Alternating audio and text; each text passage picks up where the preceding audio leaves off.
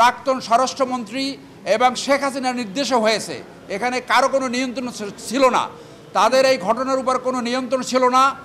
তদুপরি যেহেতু তাদের নাম এখানে আসছে, তাদের নামে চার্জ দাখিল করা হয়েছে, তারা তাদের ডিফেন্স পয়েন্ট দিয়ে তারা এই ট্রায়াল ফেস করে জনগণের সামনে দেখবে যে তারা কতটুকু অপরাধ করেছে কি করে নাই। তাদেরকে যে সাবজেল ঘোষণা করা হয়েছে ঢাকা ক্যান্টনমেন্ট, সেইখানে নেওয়া হবে বলে আমরা জেনেছি। আইনের কাছে যারা স্বেচ্ছা আত্মসমর্পণ করে, এইটি তার মনোবল আছে যে সে কোনো অন্যায় করেনি। আর যারা সত্যিকারে অন্যায় করেছে তারা দেখেন, এখানে একজন জেনারেল কবির নামে একজন পালিয়ে গেছে, এর আগে জেনারেল আকবর পালিয়ে গেছে, তারেক সিদ্দিকী পালিয়ে গেছে, মুজিব পালিয়ে গেছে। তারা তো পালায় নাই।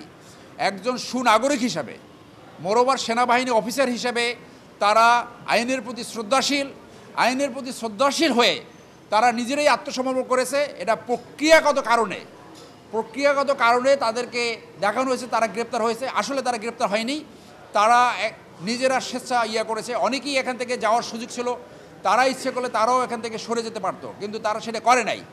তারা আইনের সম্মুখীন হয়ে, আইনের মুখোমুখি হয়ে তাদের যে পয়েন্টস আছে, তাদের যে ডিফেন্স এলিমেন্টস আছে, সেগুলো প্লেস করবে এবং মাননীয় ট্রাইব্যুনাল সব কিছু যাচাই বাছাই করে সর্বশেষে তারা বিচারে উপনীত হবে। গ্রেপ্তার হওয়ার পরে 24 ঘন্টার যে অব্লিগেশন আছে সেটা হয়। তারা কিন্তু গ্রেপ্তার ছিল না, তারা সেনা আইনে সেনা হেফাজতে ছিল এবং সেনা সদস্যরা 2 সেট আইনের আওতায় থাকে। একটা হলো সেনা আইন, আর একটা হলো নর্মাল জাতীয় আইন। সেনা আইন অনুযায়ী তারা অ্যাটাচমেন্টে ছিল, সেইটা গ্রেপ্তার নয়। এবং